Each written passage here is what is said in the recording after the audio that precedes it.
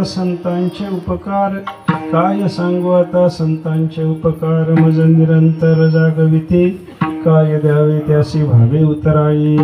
ठेविता हा पायी जीव थोडा, सहज बोलणे हित उपदेश करुणी सायास शिकविते. काय द्यावे त्यासी भावे उतराई, ठेविता हा पायी जीव थोडा. तुका म्हणे वत्स धेनु वेचे चित्ती, तुका म्हणे वत्स धेनु वेचे चित्ती. तैसे मज येते सांभाळित, काय द्यावे त्यासी भावे उतराई. ठेविता हा पायी जीव थोडा. विठ्ठल विठ्ठल.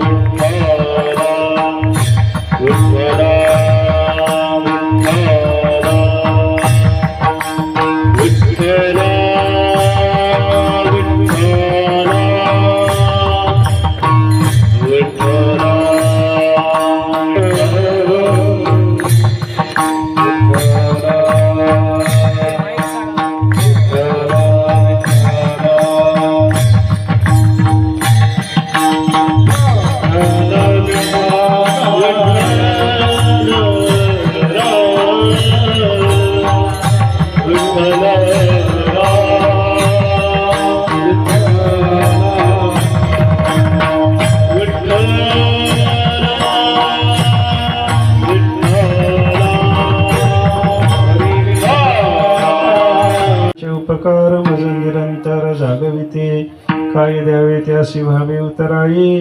ठेविता हा पायी जीव थोडा. सेवेकरता घेतलेला अभंग जगद्गुरु संत शिरोमणी श्री तुकाराम महाराजांचा एक अत्यंत महत्त्वाचा असा अभंग आहे.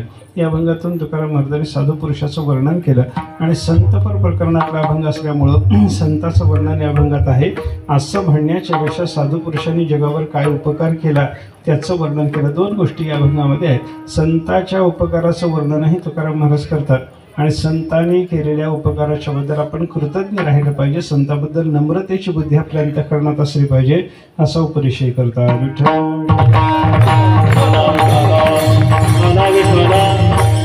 दोन्ही गोष्टीचा आपल्याला थोडासा विचार करावा लागणार आहे बरं का. साधू पुरुषाच्या उपकाराचं तुकाराम महाराजांनी वर्णन केलं त्याचाही विचार करा आणि संतांच्या उपकाराबद्दल आपण त्यांच्याविषयी नम्रतेची भावना बाळगून सर्व काळ संतांचे उपकार डोक्यावर घेऊन मिरवलं पाहिजे असंही चिंतन आपल्याला या अभंगाच्या आधारानं थोडंसं करायचं आहे बरं का.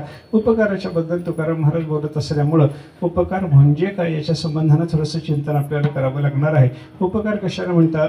आपल्याजवळ जे काही आहे ते लोकांच्या करता वापरणं याला उपकार असं म्हणलेलं पाहायला सापडतं बरं का. जे काही आपल्या जवळ आहे, आपल्या मालकीचं जे काही आहे ते सगळंच्या सगळं आपल्या करताच असतं असं समजायचं कारण नाही. आपण आपल्या कमाईनं जे मिळवलेलं आहे त्याच्यामध्ये समाजाचा देवाचा सुद्धा काहीतरी वाटा असतोच असतो. विठ्ठल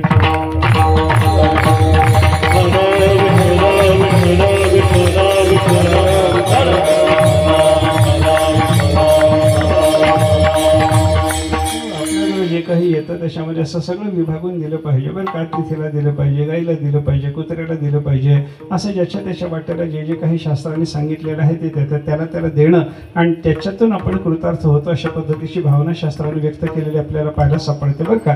जे आपल्याजवळ आहे ते एकट्यानं वापरायचं नाही असा आपल्या संस्कृतीचा नियम आहे. आपल्याजवळ जे आहे ते सगळ्याच्या सगळं विभागून वापरलं पाहिजे. आपल्याजवळ जे आहे ते अगोदर समाजाला देण्याची पद्धत आपल्याकडे आहे बरं का. आणि कसं असतं बघा, आपल्याला जे जास्त पाहिजे ते थोड्या प्रमाणामध्ये बाहेर दिलं पाहिजे. जे लोकाला आपण देतो ते जास्त प्रमाणामध्ये आपल्याला मिळत असतं. आपण 10 रुपये दानात खर्च केले तर लाख रुपये आपल्याला मिळत असतात. हा भाग त्याच्यातून आपण लक्षात घेतला पाहिजे बरं का. मी उदाहरण सांगतो आपल्याला. आपल्याला ज्वारी जर पाहिजे असली, ऐका, मला खंडीभर ज्वारी पाहिजे असली तर मी मातीला किती ज्वारी देतो सांगा मला? 100-200 ज्वारी दिल्याच्या नंतर जर ती माता, धरणी माता, पृथ्वी माता आपल्याला खंडोगणके दाणे देत असेल म्हणजे आपण 4-2 पायरी तिला द्यायचं आणि ते 4-2 पायरी तिला दिल्याच्या नंतर त्याच्याकडून आपल्याला मात्र खंड्याशी मिळायचं. हा जसा प्रकार आहे तसं दानामध्ये आपण थोडंसं दिलं की भगवंताच्या कृपेनं भरपूर मिळतं. विठ्ठल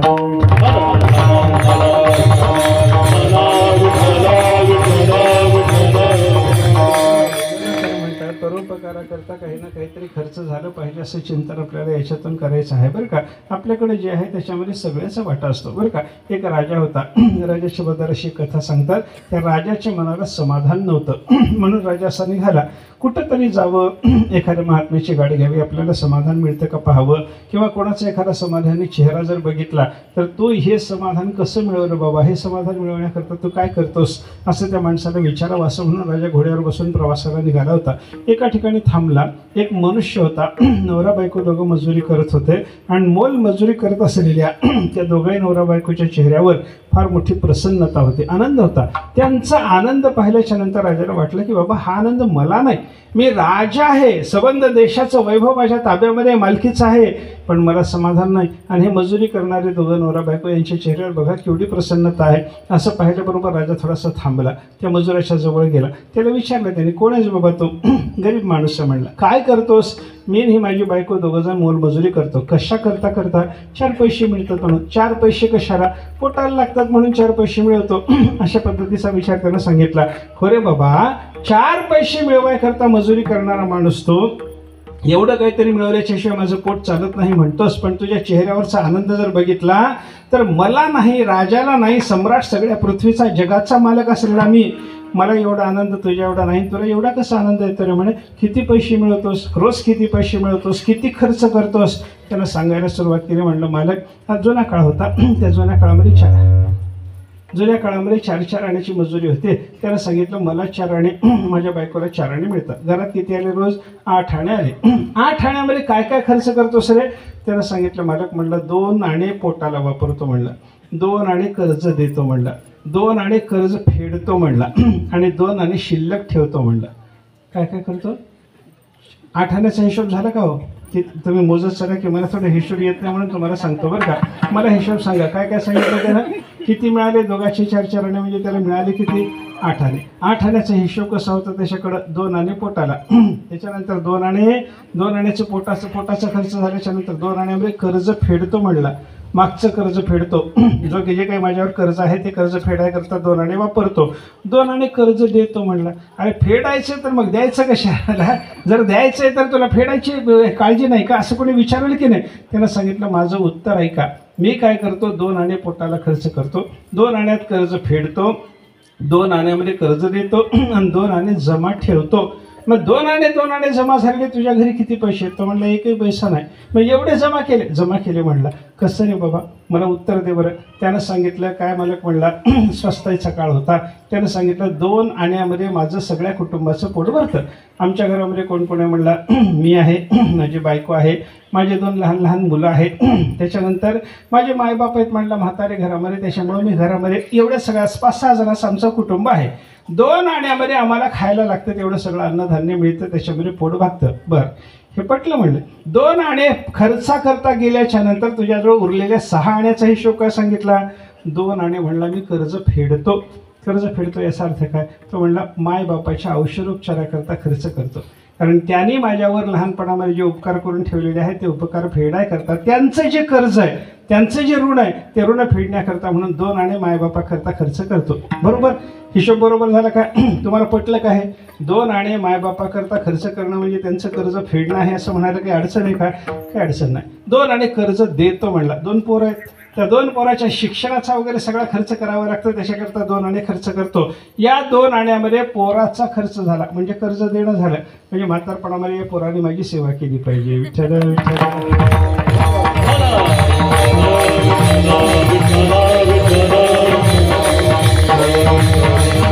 हिशोब झाला का हो? 8 आण्याचा हिशोब झाला का? काही अजून उरले? थोडं सांगा की मला. थोडं तसा हिशोब मला कळत नाही. बोला की काय काय खर्च झाला?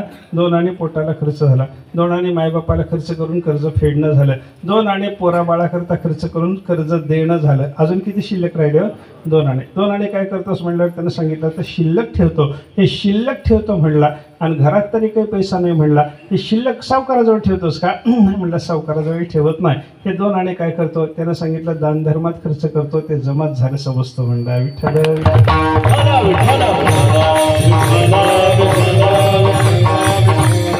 कसा करता बोललो, त्याच्याकडे आलेले 8 आण्यामध्ये 8 आणे पोटाकरता तो खात होता का? पोटाकरता खात नव्हता. 2 आणे मायबापा करता, 2 आणे पोरा बाळा करता आणि 2 आणे दान धर्माकरता खर्च करत होता. याचा अर्थ जे मिळत होतं त्याच्यातलं 2 आणेच वापरत होता आणि 6 आणे खर्चत होता. याचा अर्थ काय झाला? आपल्याला जे आपण आपल्या कष्टानं मिळवतो त्याच्यातलं थोडंच आपल्याकरता वापरायचं असतं, फार जगालाच द्यायचं असतं.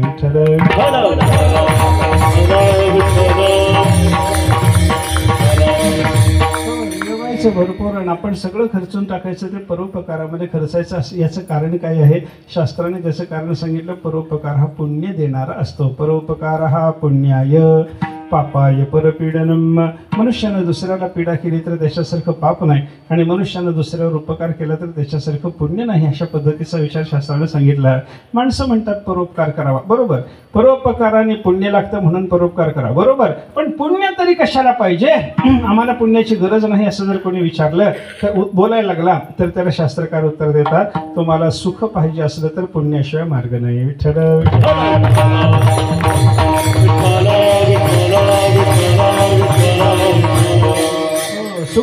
सुख प्राप्त करून घ्यायचं जर झालं तर त्याच्याकरता माणसाला पुण्य केलंच पाहिजे. पुण्याच्या शिवाय सुख नाही. आपल्याला दुःख जे पदरात पडतं त्याचं कारण आपण केलेलं पाप आणि आपल्याला सुख जे पदरामध्ये पडत असताना त्याचं कारण आहे पुण्य. पुण्य केलं की सुख मिळतं आणि पाप केलं की मनुष्याला दुःख होतं, बरं का. माणसाचं कसं असतं बघा, आपल्याला सुख झालं की माणसं म्हणतात आम्ही प्रयत्न केला म्हणून सुख झालं म्हणतात, आणि दुःख झालं की म्हणतात काय करावं महाराज, देवानं दुःख दिलं म्हणतात. म्हणजे दुःख देणारा देव आहे आणि हा सुख प्राप्त करून घेणारा हा स्वतः आहे. असं बरोबर आहे का बोलणं माणसाचं? जे काही झालं ते मी तरी केलं म्हणा आणि जे काही झालं ते देवाला तरी केलं म्हणा. हां, जर सुखदुःखाचा संबंध, दोन्हीचा संबंध आपल्याला जर एकाकडे लावायचा झाला तर सुखदुःख माझ्याच प्रयत्नानं प्राप्त झाली तरी म्हणा, नाहीतर सुखदुःख देवाला तरी दिले म्हणा. पण माणसं कसं करतात? सुख झालं की आमच्या प्रयत्नानं आणि दुःख झालं की देवाने दुःख दिलं असं म्हणतात. पण संताची भाषा जर आपण ऐकली ना तर संत महात्मे दुःख माझ्याच पूर्वकर्मानं झालं अशा पद्धतीची भाषा बोलतात. पापाची संचिते देहासे दंडना, पापाची संचिते देहासे दंडना, तुझ नारायणा बोल नाही,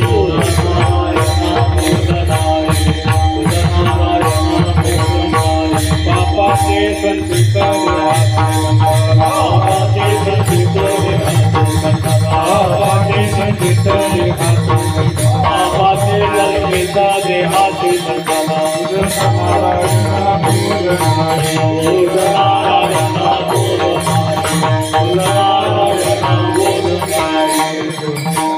सांगता देवा आम्ही पापाचं संचित आहे म्हणून दुःख भोगत राहतो. आमच्या देहाला दंड होतो, आमच्या मनाला क्लेश होतात, आमच्या शरीराला क्लेश होतात. कशामुळे होतात सांगा?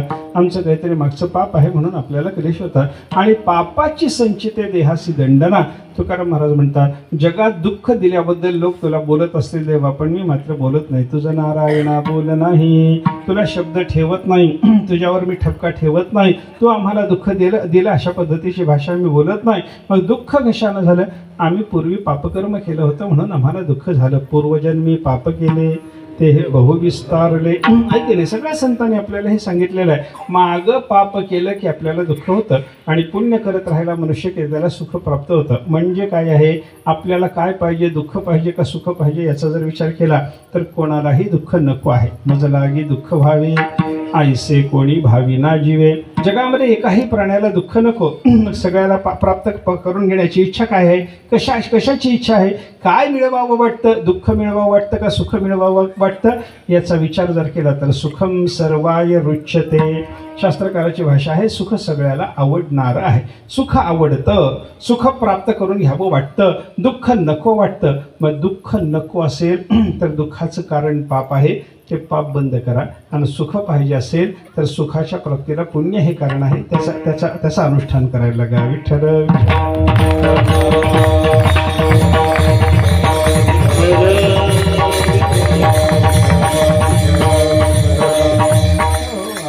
कसं असतं बघा, आपल्याकडे दुःख आल्याच्या नंतर त्या दुःखाच्या नाशाचा विचार करण्याच्या पेक्षा या दुःखाला कारण कोण आहे याचा विचार केला पाहिजे आणि त्याच्या नाशाचा विचार केला पाहिजे बरं का. कसं असतं, आपल्याकडं एक उदाहरण शास्त्रकारने त्याच्याकरता दिलेलं आपल्याला पाहायला सापडतं. आपण कुत्र्याला दगड मारून बघा आणि आपण सिंहाला दगड मारून बघा. कुत्र्याला दगड मारल्यावर परिणाम कसा होतो आणि सिंहाला दगड मारल्यावर परिणाम कसा होतो बघा. कुत्र्याला दगड मारला की कुत्र त्या दगडाला चावत बसतं. त्याला कोणाचा राग येतो? दगडाचा राग येतो. माझ्या अंगावर आला, मला हा लागला म्हणून दगडाचा राग येऊन कुत्र काय करतं? दगडाला चावत बसतं. आणि सिंहाला जर आपण दगड मारला असला तर सिंह दगडाकडे बघतच नाही, हा दगड कोण मारला त्याच्याकडे जाऊन त्याला फाडून खातो. विठ्ठल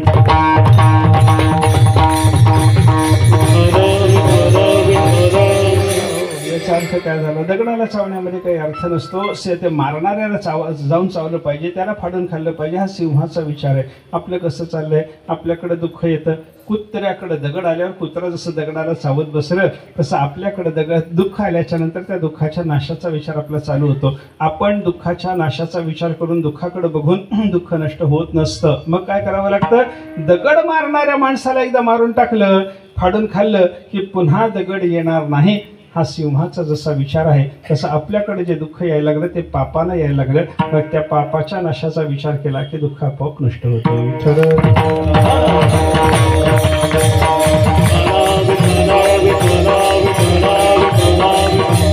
आणि सुखाच्या प्राप्तीचा विचार करायचा जर झाला तर मनुष्याला सुख प्राप्त व्हावं असं वाटलं की लगे त्यानं काय केलं पाहिजे? सुखाला कारण कोण आहे?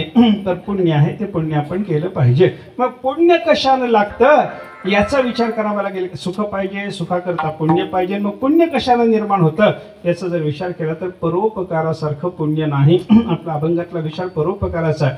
संतांच्या उपकाराचा विचार आपल्याला करायचा असल्यामुळे परोपकाराचं महत्त्व काय हे मला सांगावं लागलं बरं का. परोपकार कशा करता लागतो? आपल्याला सुख पाहिजे म्हणून लागतो. सुखाला कारण पुण्य आहे, पुण्याला कारण परोपकार आहे. परोपकार केल्याशिवाय पुण्य नाही, पुण्य झाल्याशिवाय सुख नाही. विठ्ठल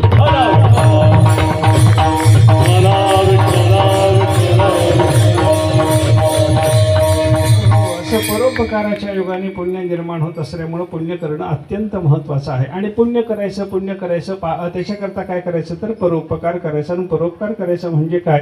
आपल्या जे मालकीचं आहे ते आपण एकट्या करता न वापरता सगळ्या जगाच्या करता वापरणं असा प्रकार त्याच्यामध्ये आपल्याला पाहायला सापडतो. बघा, आपली संस्कृती किती मोठी महत्त्वाची आहे. भारतीयांची संस्कृती, आपल्या हिंदू धर्माची संस्कृती आपण जर पाहायला लागलं तर सगळं महत्त्वाचं कसं आहे? आपल्याकडे जे आहे ते आपल्याला एकट्याला खायला शास्त्र सांगतच नाही. बघा, आपल्या घरी अन्न तयार झाल्याच्या नंतर कसं असतं? अन्न शिजवल्याच्या नंतर पहिल्यांदा आपणच खायचं का देवाला नैवेद्य असतो आपल्याकडं? पहिला कसा प्रकार? देवाचा नैवेद्य झाल्याच्या नंतर लगेच जेवायला बसायचं का? गाईला घास द्यायचा, गोग्रास दिला पाहिजे. गोग्रास दिल्याच्या नंतर समोर कुत्रा आलं तर त्या कुत्र्याला तुकडा टाकला पाहिजे. आपल्या घरी गावामध्ये एखादा जर अतिथी आला असला, कोणी नवीन मनुष्य आलेला असला आणि त्याची गावामध्ये जर काही खाण्यापिण्याची सोय नसली, पहिल्यांदा त्याला जेव घातलं पाहिजे, मग आपण जेवायचं. विठ्ठल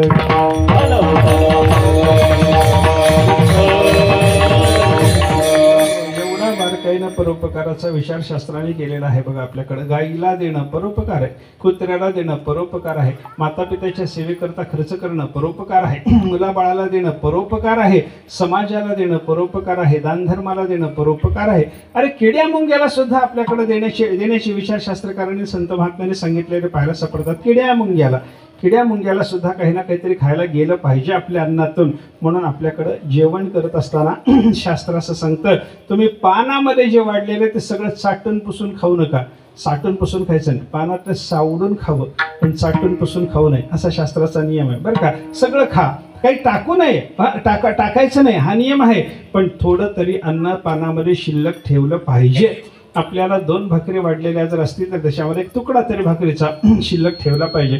आपल्याला एवढी मोठी वाटीभर भाजी जर वाढलेली असेल तर 2 भाजीच्या फोडी का होईना पानामध्ये सगळं काय खायचं असतं, चाटून पुसून काय खायचं असतं याचा विचार सांगताना शास्त्राने सांगितलं, तूप आणि दूध हे चाटून पुसून खा. तूप आणि दूध चाटून पुसून खा आणि बाकीचं सगळं अन्न थोडं शिल्लक ठेवलं पाहिजे. सर्वम सशेषम श्रियात निशेषम घृत पायसम शास्त्राचा विचारच असा आहे, निःशेषम घृत पायसम. घृत म्हणजे तूप आणि पायस म्हणजे दूध. हे निःशेषम, त्याचा शेष ठेवायचाच नाही, काही बाजूला ठेवायचंच नाही, पानामध्ये शिल्लक ठेवायचंच नाही. आणि बाकीचं सगळं मात्र सशेषम शनियात, बाकी सगळं थोडं थोडं शिल्लक ठेवून खाल्लं पाहिजे. कशा करता बाबा, सगळं शिल्लक पानामध्ये कशा करता ठेवायचं, थोडं थोडं का ठेवायचं, याचा विचार आहे. आपल्या घरामध्ये आपलं जेवण झाल्याच्या नंतर आपली थाळी जेव्हा धुतली जाते तेव्हा त्या थाळीत राहिलेलं अन्न मोरीत जातं आणि मोरीतल्या किड्यामुंग्याला सुद्धा अन्न मिळालं पाहिजे, याची ती व्यवस्था आहे.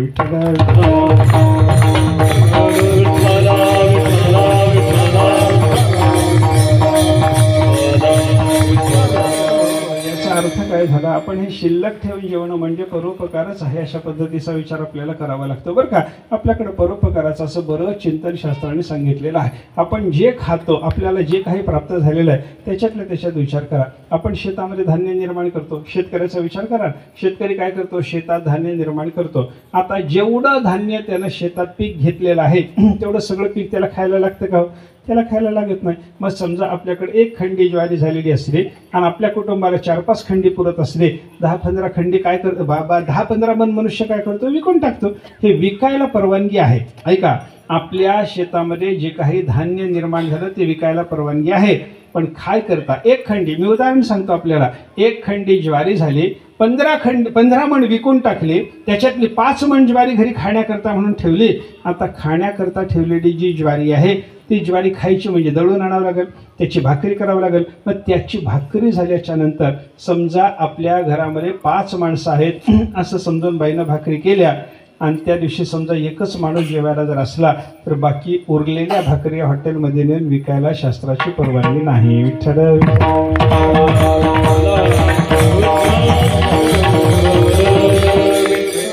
ज्वारी विकू शकतो, पण त्या ज्वारीची भाकरी केल्यानंतर तुम्ही विकू नका असं शास्त्र आपल्याला सांगतं. का सांगतं? त्याचं कारण आहे, एकच कारण त्याच्यामध्ये आपल्याला फार सापडतं, परोपकार घडला पाहिजे. रोज तर तुझ्या घरी 25 भाकरी खाणारे माणसं आहेतच बाबा, पण आज 25 भाकरी केल्याच्या नंतर 5 भाकरी संपल्या, 10-20 भाकरी आजच्या दिवसापुरतं तरी दान करायला शिक बाबा. असा विचार करून शास्त्राने आपल्याला असं सगळं नियोजन दिलेलं आहे. या सगळ्या नियोजनामध्ये महत्त्व कशाला दिलं गेलं बघा, परोपकाराला. आपल्याकडून परोपकार घडला पाहिजे, आपल्याकडून परोपकार घडला पाहिजे. आणि त्या परोपकाराने काय मिळतं असं माणसं विचारतात. परोपकार न करणाऱ्या माणसाच्या जगण्याला काही अर्थच नाही. एक सुभाषित आहे संस्कृतामध्ये, त्या सुभाषितकारांनी वर्णन करताना असं सांगितलं, परोपकार न करणाऱ्या माणसापेक्षा जनावर सुद्धा बरे म्हणे. विठ्ठल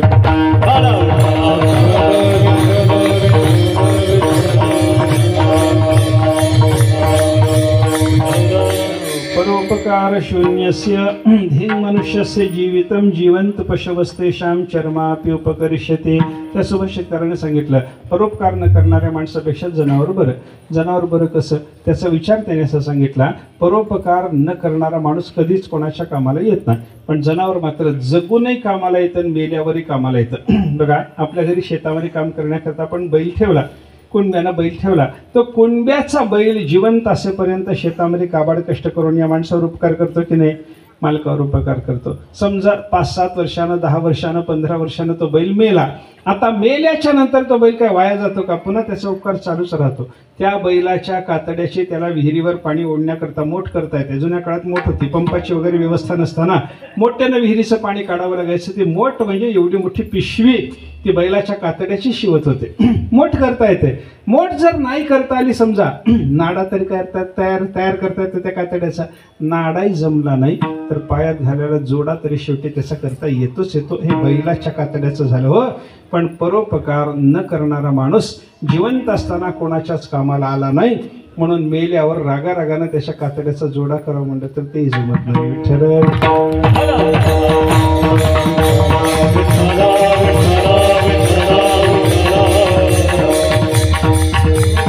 परोपकार न करणाऱ्या माणसाचं जीवन तुच्छ आहे अशा पद्धतीचा विचार शास्त्राने सांगितला. आणि काही लोकांना असंच असतं, परोपकार त्यांना आवडतच नाही बरं का. परोपकार पुण्य त्यावावडे,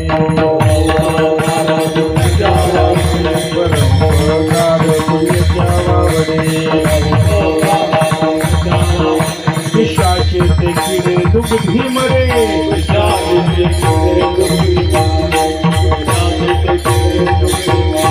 परोपकार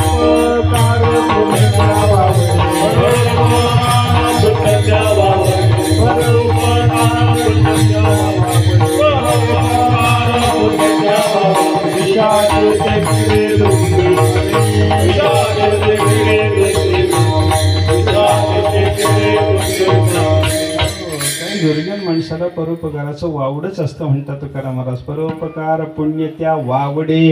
परोपकाराचं पुण्याचं काही लोकांना वावडच असतं. असं कसं होईल असं माणसं विचारतात. पुण्य कोणाला नको वाटेल, परोपकार कोणाला नको वाटेल असं माणसाने विचारलं तर महाराजांनी सांगितलं, विषातला जो किडा असतो त्याला दुधात टाकल्यानंतर जसं मरण येतं तसं पापातच राहणारा मनुष्य, परपीडेतच राहणारा मनुष्य, त्याला परोपकार कर म्हणल्याबरोबर मेल्यापेक्षा जास्त दुःख होतं म्हणे. विठ्ठल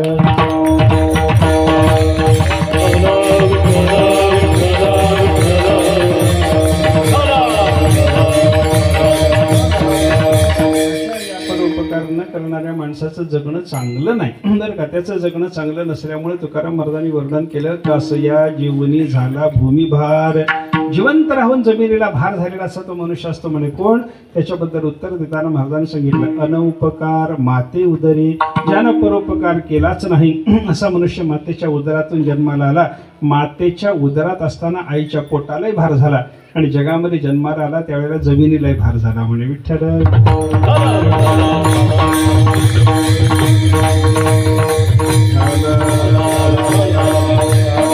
परोपकार न करणारा मनुष्य तुच्छ आहे असा विचार संतांनी सांगितला. याच्या उलट बघा, जो परोपकार करणारा महात्मा आहे ना, त्या परोपकारी महात्म्याचं वर्णनही संतांनी केलेलं आपल्याला पाहायला सापडतं बरं का. परोपकारी नमो पुण्यवंता, परोपकारी नमो पुण्यवंता, नमो त्यादविद्या इंद्रियासी,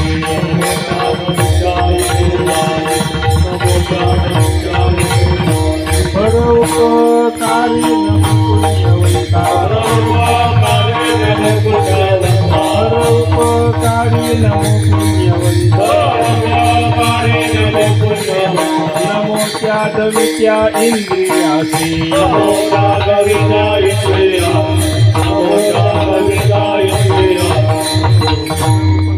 नमो पुण्यवंता, नमो त्या दमित्या इंद्रियासे. ज्यांच्याकडून इंद्रियाचं दमन घडतं, सगळ्या इंद्रियाला ताब्यात ठेवणारे असे जे महात्मे असतात, तुकाराम महाराज म्हणतात आम्ही त्यांना नमस्कार करतो. आणि पहिला नमस्कार कोणाला सांगितला त्या चरणामध्ये?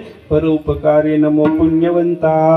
परोपकारी महात्मा पुण्यवंत असल्यामुळे त्याला माझा साष्टांग नमस्कार असो असं तुकाराम महाराज म्हणतात. म्हणजे ज्या महात्म्याला तुकाराम महाराजाला सुद्धा दंडवत घालावा वाटतो तो परोपकारी महात्मा किती मोठा असेल याचा विचार करा. विठ्ठल विठ्ठल.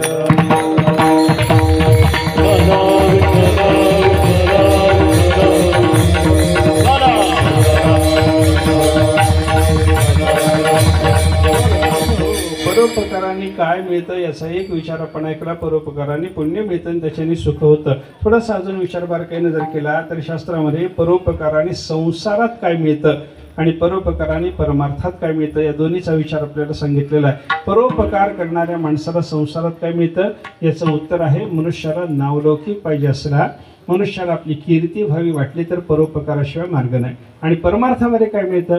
देव भेटावा वाटतो त्याच्याकरता परोपकार करावा लागतो. असं दोन्ही पद्धतीचं चिंतन संतांनी आपल्याला सांगितलेलं आहे बरं का. परोपकार करणाऱ्या माणसाला संसारात नावलौकिक होतं. नाव कोणाचं होतं विचार करा ना. आपल्याजवळ काहीतरी आहे म्हणून नाव होतं का आपल्याजवळ जे आहे ते परोपकाराकरता खर्च केल्यावर नाव होतं? सांगा ना मला.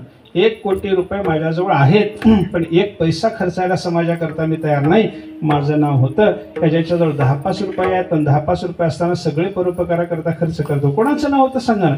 मी नेहमी एक उदाहरण सांगतो. एका गावामध्ये 2 मित्र होते. एक गरीब होता, एक श्रीमंत होता. त्या श्रीमंत मित्रानं स्वतःला राहण्याकरता 100 खोल्याचं घर बांधलं. किती खोल्याचं? 100 खोल्याचं. कशाकरता? स्वतःला राहण्याकरता 100 खोल्याचं घर बांधलं. गरीब मित्र होता, त्यानं विचार केला काय करायचं म्हणलं आपल्याला घर. आपल्याला घर आहेच आहे, मोडकं तोडकं कसं का होईना घर आपल्याजवळ आहे, आपल्याजवळ थोडे पैसे आहेत, आपण काय करू, रस्त्यानं येणाऱ्या जाणाऱ्या माणसाची सोय व्हावी.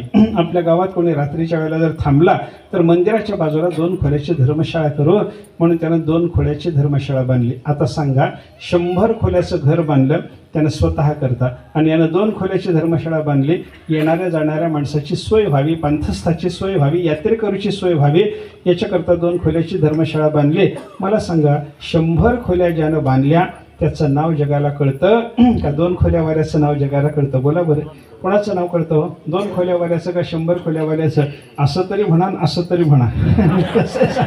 2 खोल्यावाल्याचं नाव होतं, 100 खोल्यावाल्याचं नाव लोकांना ठाऊक राहत नाही. कारण काय होतं, यात्रेला जाताना माणसं त्या धर्मशाळेत थांबतात. कोणाची धर्मशाळा हो, अमक्या अमक्याची धर्मशाळा, त्याला नाव कळालं. मग दुसरा कोणीतरी मनुष्य त्याच्या गावातला यात्रेला निघाला की तो म्हणतो, काय हो तुम्ही यात्रेला जाऊन आलात, अमक्या अमक्या गावात गेला होता, त्या गावात राहायची काय सोय हो? माणसं म्हणतात, तिथं ना त्या मंदिराच्या बाजूला त्या अमक्या अमक्या माणसानं बांधलेली 2 खोल्याची धर्मशाळा आहे, चांगली सोय आहे, जाऊन त्या धर्मशाळेमध्ये थांबा. म्हणजे काय झालं, 100 खोल्यावाल्याचं नाव एकालाही माहिती नाही. जगात तर नाहीच नाही, गावातल्या लोकांना सुद्धा माहिती नाही, पण या 2 खोल्यावाल्याचं नाव मात्र सगळ्या जगाला ठाऊक झालं. त्याचं कारण काय, 100 खोल्या बांधल्या स्वार्थाकरता नाव होत नाही, आणि 2च खोल्या बांधल्या परोपकाराकरता मग नाव होतं. विठ्ठल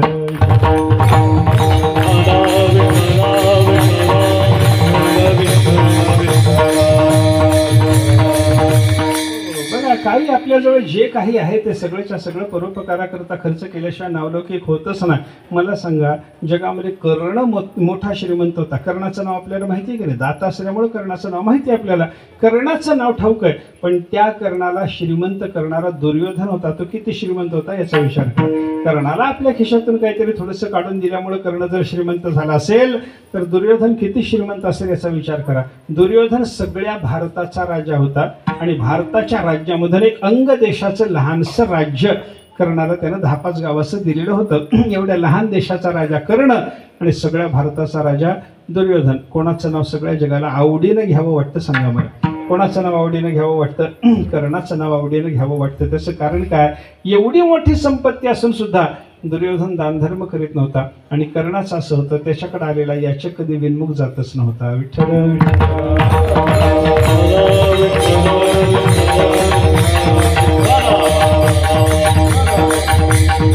एवढा उदार करणं, त्या कर्णाने आपल्या अंगावर सोन्याचे कवच कुंडल होते, त्याच्या अंगावर ते सुद्धा इंद्राने मागून घेतल्याच्या नंतर आपल्या अंगावरचे कवच कुंडल, कातड्यासारखे असलेले कवच कुंडल पण काढून तलवारीने कापून कर्णानं दान देऊन टाकले, असं कर्णाचा विचार आहे. कर्णाचं कसं होतं, तुकाराम महाराजांनी त्याचं वर्णन केलं. कर्ण भिडता समरांगणी, बाणी व्यापियला रणी, मागसे पाडोनी तेथे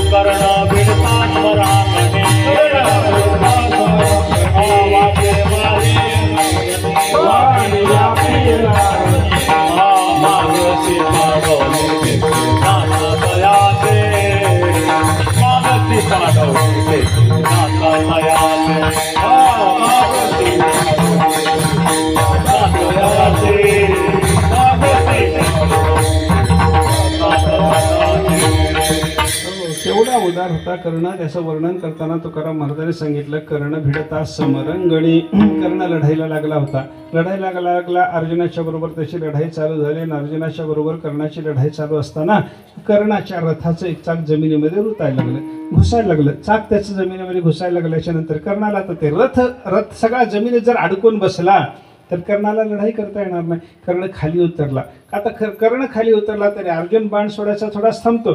अर्जुनाच्याकडून बाण यायला लागले, म्हणून कर्णाने काय केलं, एका हाताने रथाचं चाक काढावं, एका हातामध्ये धनुष्य धरावं, आणि त्या धनुष्यावर बाण लावून दातानं दोरी ओढून तो बाण अर्जुनाच्याकडे सोडावा. हा लक्षात आलं की नाही? एका हातानं रथाचं चाक काढणं चालू आहे, एका हातामध्ये धनुष्य आहे, त्याच्यावर बाण लावला, बाणाला दोरी असते, त्या धनुष्याला दोरी असते, ती दोरी अशी ओढावी लागते, तेव्हा बाण सुटणार ना. दोरी ओढायची कशी? एक हात तर इकडे गुंतला, एक हात धनुष्यात गुंतला. कर्णाला काही 4-4 हात नाही, मग कर्णाने काय करावं, दाताने ती दोरी ओढायची आणि बाण अर्जुनाला मारायचा. देवाला अर्जुनाची काळजी होती, कर्णाकडून येणारा बाण अर्जुनाला लागू नये याच्याकरता देवाने काय केलं, एका ब्राह्मणाचं रूप घेतलं. ब्राह्मणाच्या रूपानं कर्णाजवळ गेले.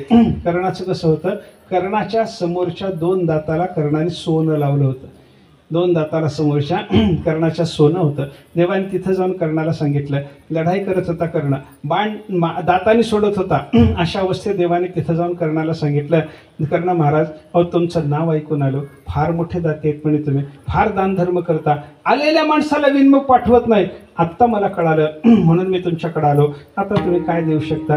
मी परत जातो म्हणे. तुम्हाला काही देणं शक्य नाही, कारण लढाईमध्ये आहात. आता तुमच्याजवळ काहीच राहिलेलं नाही.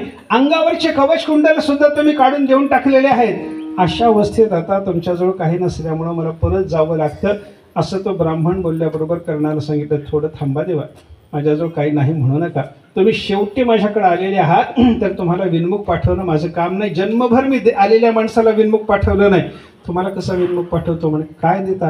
कर्णानं सांगितलं, माझ्या समोरच्या 2 दाताला सोनं आहे. एक काम करा, एक दगड आणा, माझ्या दातावर मारा आणि माझे हे 2 दात काढून घेऊन जा. ब्राह्मण म्हटलं, असं मी करत नाही. तुम्हाला मारायचं आणि तुमचा दाताचं सोनं घेऊन जायचं, असं मी करत नाही. कर्णानं सांगितलं, मग थोडं थांबा. त्यानं धनुष्यबाण बाजूला ठेवला, एक मोठा दगड घेतला. आपण स्वतः त्या दगडावर कर्णानं तोंड आपटलं आणि आपले 2 दात जे सोन्यानं युक्त होते ते त्या ब्राह्मणाला देऊन टाकले. विठ्ठल विठ्ठल.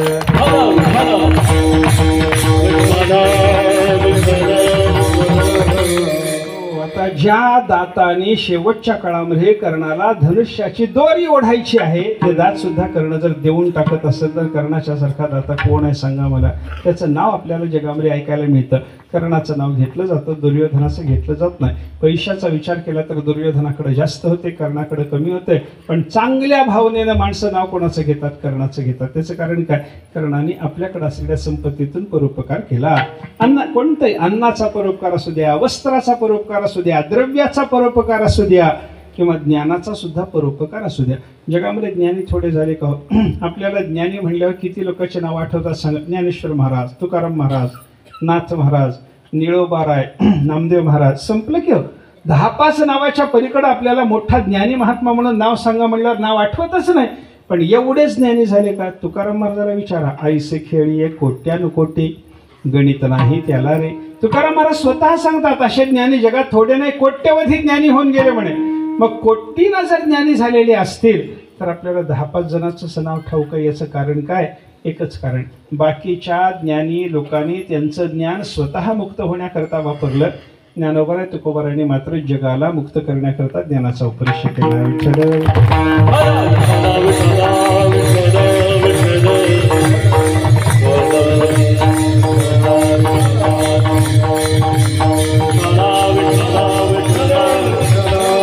ज्ञानेश्वर महाराजांचं वर्णन करत असताना ज्ञानेश्वर महाराजांनी स्वतः ब्रह्म होण्याचं काम केलं का? विश्व ब्रह्मची केले, ऐके ना, विश्वाला सगळ्या जगाला ब्रह्म करण्याकरता आपल्याकडे असलेलं ज्ञान ज्ञानेश्वर महाराज वापरतात. म्हणून त्यांचा नावलौकिक जगामध्ये झाला. याचा अर्थ काय झाला? आपल्याकडे जे आहे ते सगळंच्या सगळं परोपकाराकरता वापरलं की माणसाला कीर्ती प्राप्त होते, माणसाचा नावलौकिक होतो. हे संसारातलं फल झालं. परमार्थात चला, परमार्थामध्ये महत्त्वाचं फल कोणतं? देवाचं दर्शन. देवाच्या दर्शनाच्या पलीकडे काही परमार्थामध्ये महत्त्वाचं फल नाही. मग हे देवाचं दर्शन होण्याकरता परोपकाराचा काही उपयोग आहे का? एक अभंग तुकाराम महाराजांचं सांगतो आपल्याला. महाराजांनी त्या अभंगामध्ये सोपे सोपे देवाच्या भेटीचे उपाय सांगितलेले. तुझं व्हावा हे देव तरी हा सुलभ उपाय. तुला देव पाहिजे असला बाबा तर हा सोपा उपाय करून बघ म्हणतात तुकाराम महाराज. आणि ती सोप्या उपायाची तुकाराम महाराजांची जी यादी आहे त्या यादीमध्ये सगळ्यात शेवटी सगळ्यात सोपा उपाय कोणता सांगितला? तुका म्हणे फार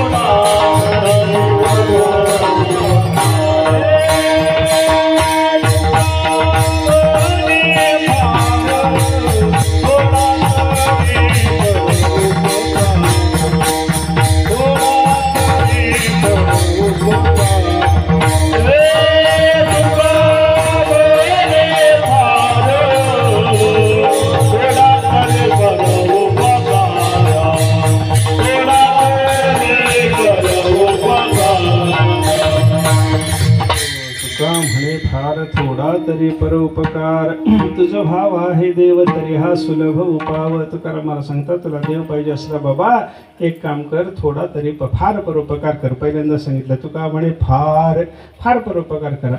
फार परोपकार करा वाटत नाही, थोडा तरी परोपकार. मग थोडा तरी परोपकार करायला शिका बाबा. थोड्या तरी परोपकाराने देव कसा भेटेल? त्याला उत्तर असं आहे, माणसाला सुरुवातीला परोपकाराचं वळण नाही, मग बुद्धीला परोपकाराचं वळण लागावं याच्याकरता थोडा तरी परोपकार करायला शिकलं पाहिजे. थोडा तरी परोपकार करता करता आपल्या बुद्धीला वळण लागलं, ते वळण वाढलं की फार परोपकार घडतो. आणि फार परोपकार घडल्याच्या नंतर मनुष्याला चित्त शुद्ध होऊन त्याला भगवंताचा साक्षात्कार होतो. असं परोपकाराचं महत्व आहे. परोपकाराने देव भेटतो बरं का.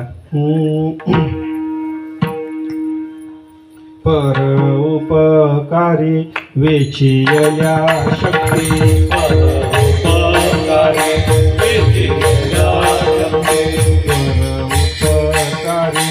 वेचियल्या शक्ती,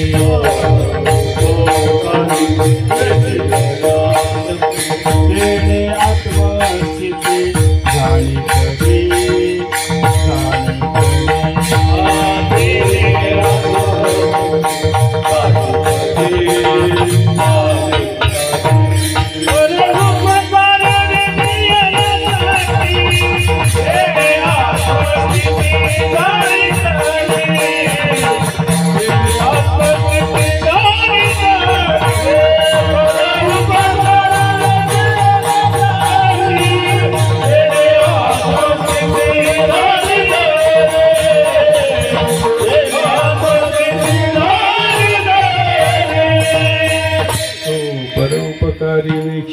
शक्ती देणे आत्मस्थिती जाणीतली. तुकाराम मला सांगतात परोपकारा करता आपल्या सगळ्या शक्ती खर्च करणारा असा जो मनुष्य असतो ना, त्याला आत्मस्थिती प्राप्त झालेली असते, त्याला आत्मसाक्षात्कार प्राप्त झालेला असतो, त्याला ब्रह्मज्ञान झालेलं असतं, त्याला देवाचं दर्शन झालेलं असतं. अशी वर्णनं संतांनी केलेली आपल्याला पाहायला सापडतात. याचा अर्थ काय झाला?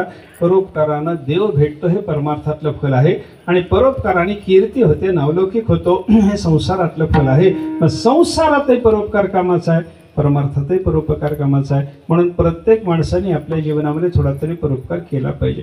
परोपकार केला तर माणूस म्हणून जगायचा अधिकार आहे, आणि परोपकार जर घडला नाही, केला नाही, तर मनुष्याला माणूस म्हणून जगायचा सुद्धा अधिकार नाही. असा विचार आपल्याला शास्त्र सांगतं. हे झालं आपल्याकरता, आपण परोपकार केला पाहिजे हे झालं. पण संत महात्म्याचा जर विचार केला तर संत महात्म्याचा अवतार हाच मुळात परोपकाराकरता झालेला असतो बरं का. येथे उपकारासाठी, येथे उपकारासाठी,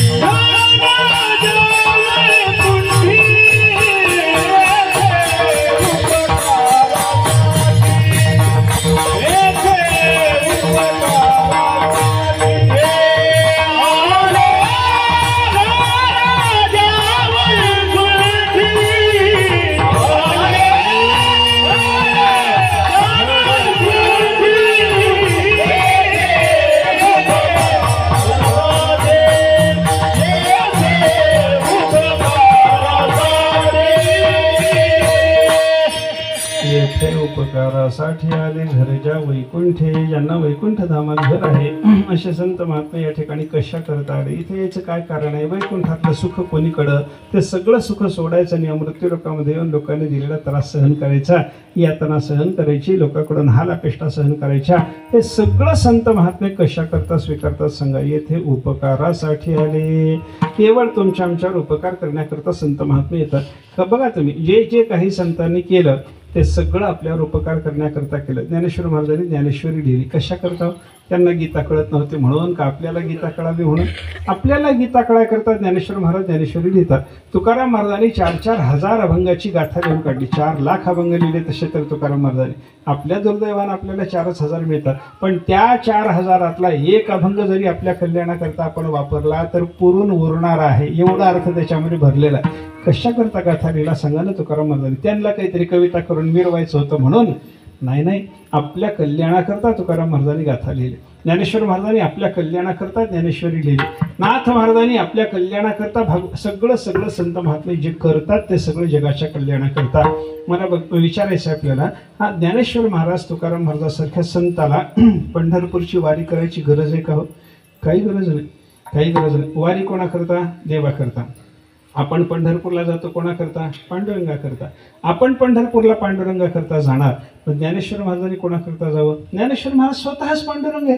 अवतार पांडुरंग नाव ठेविले ज्ञानी, हे ज्ञानेश्वर महाराजांचं वर्णन आहे का. महाविष्णूचा अवतार सखा माझा ज्ञानेश्वर, म्हणे रामेश्वर भट्ट द्विजा, तुका विष्णू नाही दुजा. तुकाराम महाराज स्वतः पांडुरंग आहेत. ज्ञानेश्वर महाराज स्वतः पांडुरंग आहेत. मग पांडुरंगाच्या दर्शनाकरता जर वारीला जायचं असेल तर ज्ञानेश्वर महाराज तुकाराम महाराजाला पंढरपूरला जायची गरज नाही, वारीला जायची गरज नाही. माझ्या पाया पडायला मी चालू असं होतं का. असं होत नाही. तसं पांडुरंगाने पांडुरंगाच्या पाया पडायला जाणं असं करायची गरज नाही. मग ज्ञानेश्वर महाराज तरी अजून वारी करतात. त्याच वेळेला ज्ञानेश्वर महाराजांनी वारी केली. समजू नका 750 वर्ष होऊन गेले तरी ज्ञानेश्वर महाराजांची वारी अजून चालू आहे की नाही. लाखो लोक घेऊन आळंदीहून पंढरपूरला यावं, लाखो लोक घेऊन तुकाराम महाराजांनी देहू क्षेत्रावरून पंढरपूरला यावं. कशा करतात. त्यांना यायची गरज नसताना हे काय येत राहतात. एकच कारण आहे, अशी वारी केली पाहिजे. पायी चालत पांडुरंगाच्या दर्शनाला गेलं पाहिजे. नामस्मरण करत नाचत जाऊ त्याच्या गावारे खेळया, याचं वळण आपल्याला लागलं पाहिजे. याच्याकरता संत महात्मे वारी करतात. वारी त्यांच्या करता का परोपकारा करता याचा विचार करा. विठ्ठल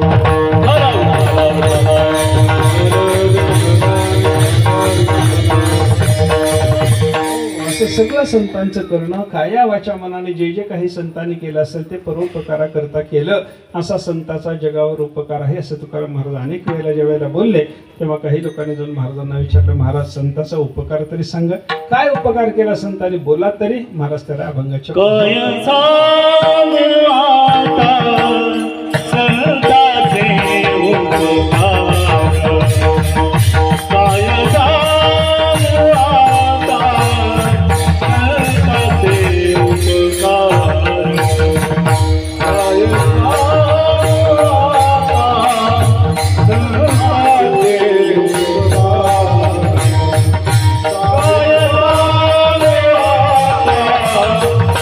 Oh